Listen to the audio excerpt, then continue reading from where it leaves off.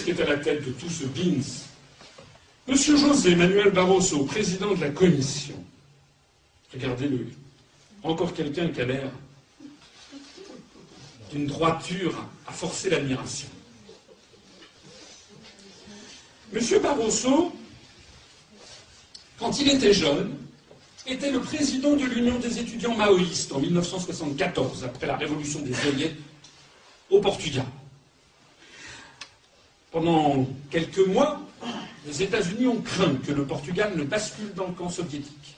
Il faut dire que le Parti communiste portugais, qui venait d'être rendu légal, après la chute de la dictature Salazar, vous connaissez l'histoire, le PCP était très puissant et très soutenu par les soviétiques et le KGB. Résultat, les Américains prennent peur et ils envoient un nouvel ambassadeur, M. Frank Carlucci, nouvel ambassadeur des États-Unis à Lisbonne. Membre éminent de la CIA, on en est sûr, puisqu'il est devenu ensuite directeur général adjoint de la CIA. Et M. Carlucci a fait son marché en se disant quels sont les réseaux que je dois tisser pour empêcher la prise de pouvoir par les soviétiques. Et la stratégie américaine étant suffisamment subtile, il ne s'est pas adressé qu'aux forces de droite, dites conservatrices. Il a jeté son dévolu, comme c'est d'ailleurs le cas en France, sur les Mao. Vous savez tous, en France on a aussi beaucoup je dirais les noms tout à l'heure, à ceux que ça intéresse, beaucoup d'anciens maoïstes qui sont maintenant dans les allées du pouvoir. Eh bien donc, le président de l'Union des étudiants maoïstes est approché par M. Carlucci. Et d'un seul coup, cet étudiant, issu de la petite bourgeoisie de Lisbonne, va connaître une carrière phénoménale. Il bénéficie d'une bourse importante de la fondation Volkswagen pour aller étudier dans une institution UP de Genève. Puis, il traverse l'Atlantique et il va travailler, M. Barroso, à Georgetown University avec une bourse de l'OTAN. C'est quand même pas mal.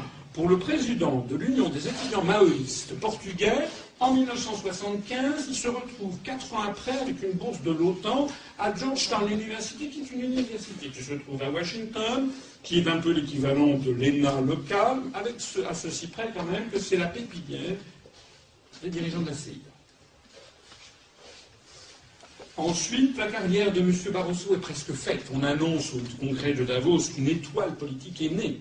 Les médias sont orchestrés pour faire monter en puissance M. Barroso au Portugal, qui devient d'ailleurs Premier ministre du Portugal, puisque tous les médias portugais chantent la louange de M. Barroso. José Barroso est resté célèbre dans son pays pour un scandale. Alors qu'il était Premier ministre, il a voulu en 2003 vendre de gré à gré la Société nationale du pétrole du Portugal au fonds Carlyle. Carlyle est le groupe qui appartient à la famille Bush, avec par ailleurs la famille Ben Laden, mais aussi dont le directeur est M. Frank Carlucci. Ça s'appelle un renvoi d'ascenseur. L'affaire a fait quand même scandale. Et M. Barroso est obligé de faire machine arrière.